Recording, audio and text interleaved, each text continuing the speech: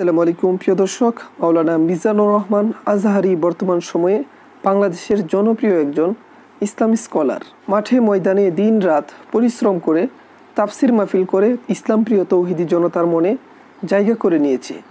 এত জনপ্রিয় একজন ব্যক্তিত্ব হওয়ার পরেও সমালোচনার কাঠগড়ায় দাঁড়াতে হয়েছে তাকে বেশ কয়েকবার। অনেক সময় তিনি শব্দচয়নে বিতর্কিত হয়েছেন, যার জন্য অনেক সুন্নি মতাদর্শী আলেম তাকে কাফের ফতোয়া দিয়েছেন এবং কিছু মাসআলা নিয়ে কওমি উলামায়ে কেরাম তার বিরুদ্ধে কঠোর অবস্থান নিয়েছেন। প্রিয় দর্শক, এখন প্রশ্ন হলো, মাওলানা মিজানুর রহমান আজহারি এত সুন্দর করে সাজিয়ে গুছিয়ে ইসলামের বাণী লাখো মানুষের কাছে পৌঁছে দিচ্ছে, মাঠে ময়দানে দিন রাত পরিশ্রম করে তাফসির মাহফিল করছে, তারপরেও কওমি উলামায়ে কেরাম কেন মিজানুর রহমান আজহারির বিরুদ্ধে এত কঠোর অবস্থান নিয়েছেন? এখানে কওমি আলেমদের সমস্যা কোথায়? কওমি আলেমদের কোন স্বার্থের উপর আঘাত লেগেছে? কোন স্বার্থ রক্ষার জন্য কওমি উলামায়ে কেরাম তার বিরুদ্ধে কঠোর অবস্থান নিয়েছে? প্রিয় দর্শক, তুলে ধরব সকল তথ্য, সাথে আছে আমি মঈনুল ইসলাম।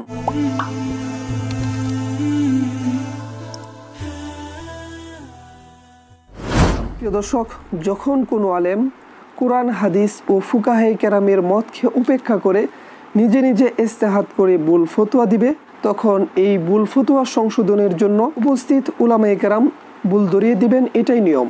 কারণ কোনো মানুষ ভুলের ঊর্ধ্বে নয়, ভুল মানুষের হতেই পারে, কিন্তু ভুল সংশোধন করতে হবে। যদি ভুল সংশোধন করা না হয়, তাহলে এই ভুল জাতিকে পথভ্রষ্টতার দিকে নিয়ে যাবে, কারণ একজন আলেমকে হাজারো মানুষ অনুসরণ করে। তাই মুসলিম জাতিকে সতর্ক করার স্বার্থে ভুল ফতোয়াগুলোর সঠিক সমাধান মানুষের কল্যাণে মানুষের সামনে উপস্থাপন করতে হবে। এটা উলামায়ে কেরামের দায়িত্ব এবং কর্তব্য। ব্যক্তিগতভাবে কাউকে আঘাত করার জন্য নয়, বরং বাস্তবতাকে জাতির সামনে তুলে ধরতে হবে। প্রিয় দর্শক, মাওলানা মিজানুর রহমান আজহারি কি আসলেই এমন কোনো ভুল করেছেন যে ওনার বিরুদ্ধে এত কঠোর অবস্থান নিতে হবে? চলুন সংক্ষিপ্ত একটি পরিসংখ্যান দেখে নেই। প্রিয় দর্শক, মাওলানা মিজানুর রহমান আজহারি সাহেব অনেক সময় শব্দচয়নে বিতর্কিত হয়েছেন। তিনি বলেছিলেন, আম্মাজান খাদিজাতুল কুবরা হলেন 3 বার তালাক খাওয়া বৃদ্ধা মহিলা। তিনি ছিলেন পৌরা, ইনটেক বা ভার্জিন ছিলেন না। প্রিয় দর্শক, আম্মাজান খাদিজাতুল কুবরা রাদিয়াল্লাহু আনহা হলেন একজন সাহাবী এবং উম্মাহাতুল মুমিনিন আজওয়াজে মুতাহহারাত। ওনার শানে এই শব্দগুলো বলা কখনোই উচিত হয়নি। প্রিয় দর্শক, তিনি আরও বলেছিলেন, হযরত উমর রাদিয়াল্লাহু তাআলা আনহু মদ খাওয়ার রাজা ছিলেন।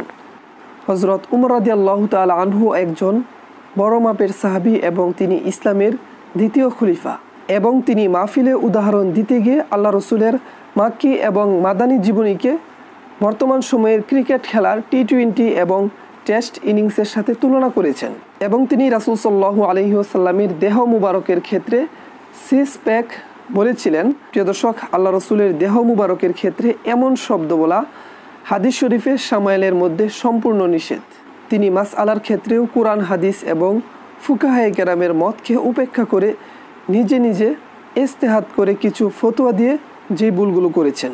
তিনি বলেছিলেন, প্রজেক্টরের মাধ্যমে মহিলারা পুরুষদেরকে দেখে ওয়াজ শুনতে পারবে, এতে পর্দার কোনো সমস্যা হবে না। এবং তিনি আরও বলেছিলেন, মহিলারা মুখ খোলা রেখেই বাজারে যেতে পারবে।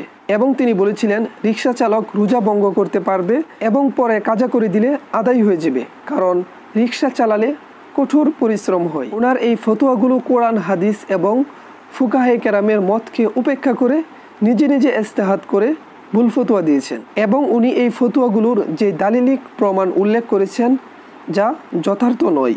এই ফতোয়াগুলোর মধ্যে কিছু ত্রুটি রয়েছে। প্রিয় দর্শক, ওনার এই ভুল ফতোয়াগুলো সংশোধনের জন্যই ওনার ভুল ফতোয়াগুলোর বিরুদ্ধে কওমি উলামায়ে কেরাম কঠোর অবস্থান নিয়েছেন। ব্যক্তিগতভাবে মাওলানা মিজানুর রহমান আজহারির বিরুদ্ধে কওমি উলামায়ে কেরাম কোনো কঠোর অবস্থান নেননি। অতএব কওমি উলামায়ে কেরাম মুসলিম জাতিকে সতর্ক করার স্বার্থেই ওনার ভুল ফতোয়াগুলোর বিরুদ্ধে কলম ধরতে বাধ্য হয়েছে।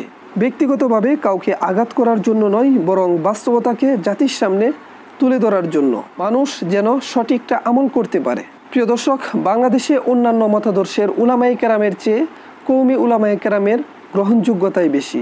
বাংলাদেশের মানুষ সব দিক থেকেই কওমি উলামায়ে কেরামকে বেশি অনুসরণ করে। সুতরাং কোনো আলেম ভুল ফতোয়া দিলে অন্য কোনো আলেম কথা না বললেও কওমি উলামায়ে কেরাম এর বিরুদ্ধে কথা বলবে। আর এই ভুল ফতোয়াগুলো সংশোধন করে সঠিকটা মানুষের সামনে উপস্থাপন করা উলামায়ে কেরামের উপর ফরজ। প্রিয় দর্শক, এখানে কওমি আলেমদের আজহারী সাহেবের বিরুদ্ধে কথা বলার মধ্যে ব্যক্তিগত কোনো স্বার্থ নেই, বরং জাতির কাছে সহি মাসআলা পৌঁছে দেওয়াই মূল লক্ষ্য ও উদ্দেশ্য, ব্যক্তিগতভাবে কাউকে আঘাত করা নয়।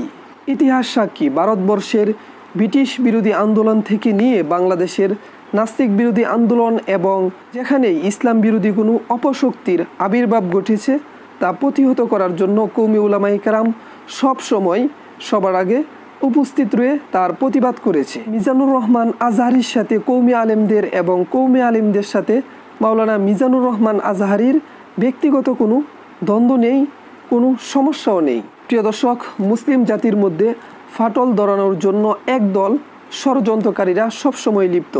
এই মুসলিম জাতির ঐক্য নষ্ট করতে হলে সর্বপ্রথম তাদেরকে মুখোমুখি সংঘর্ষে লাগিয়ে দিতে হবে মুসলিম জাতিরা ধর্মের বিষয়ে যাদেরকে অনুসরণ করে, আর মুসলমানরা ধার্মিক বিষয়ে উলামায়ে কেরামকেই অনুসরণ করে। যতদিন উলামায়ে কেরামের মাঝে মুখোমুখি সংঘর্ষ না লাগানো যাবে ততদিন পর্যন্ত মুসলিম উম্মার ঐক্যবদ্ধ নষ্ট করা যাবে না। আর একদল শয়তান সবসময় আলেমদের মাঝে মুখোমুখি সংঘর্ষ লাগানোর চেষ্টায় লিপ্ত। প্রিয় দর্শক, একজন আলেম যখন ভুল করবেন অন্য একজন আলেমই ওনার এই ভুলটি ধরবেন, এতে সাধারণ মানুষ কেন মুখোমুখি সংঘর্ষে লিপ্ত হবে? সাধারণ মানুষকে উস্কানি দিয়ে কারা এই সংঘর্ষ বাঁধানোর চেষ্টা করছে তাদেরকে খুঁজে বের করতে হবে।